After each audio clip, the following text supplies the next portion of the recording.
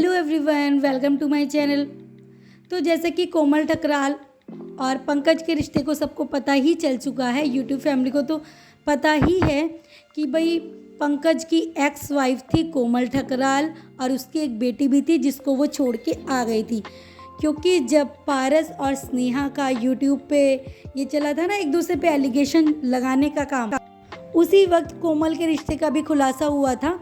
क्योंकि कोमल को सभी पहले अनमैरिड समझते थे कि ये इसकी पहली शादी हुई है अमृत के साथ में।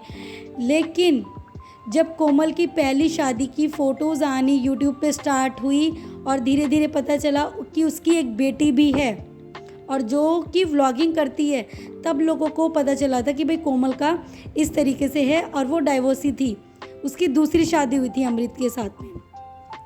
सबको लगभग पता चल ही चुका था, लेकिन अब लीगल एक्शन अब लिया जा रहा है। तो भाई तब तुम कहाँ सो रहे थे जब वो सारी फ़ोटोज़ वायरल हो रही थी, खुलासा हो रहा था। उधर से जो जतिन और शिल्पा हैं वो भी वहाँ से बैठ बैठ के वीडियोस बना रहे थे कि वो ऐसी थी वैसी थी, तलाक का कारण ये था वो था। तब कोई एक्शन नहीं लिया गया।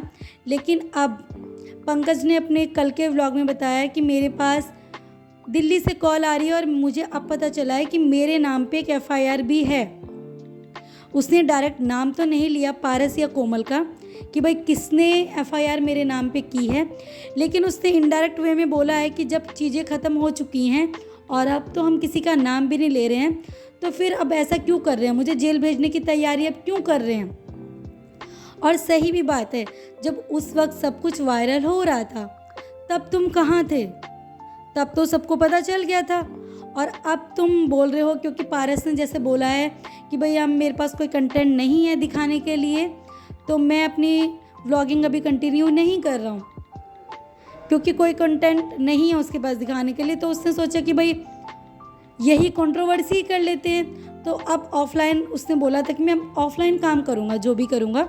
तो भाई ये ऑफलाइन काम किया जा रहा है, अब इतने टाइम बाद एफआईआर की जा रही है, तो पहले आपने क्यों नहीं की? और उस वक्त भाई पंकज की भी गलती है, जब आप एक लीगल तरीके से सेपरेट हो चुके थे तो भाई आपको किसी लड़की की इस तरीके से फ़ोटो नहीं फैलानी चाहिए थी कहीं भी।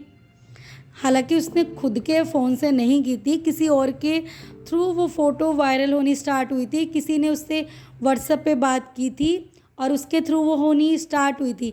लेकिन उसे मना तो करना चाहिए था ना कि भाई अब हम सेपरेट हो चुके हैं, मेरा कोई मैटर नहीं है, आप इस तरीके से मत करो।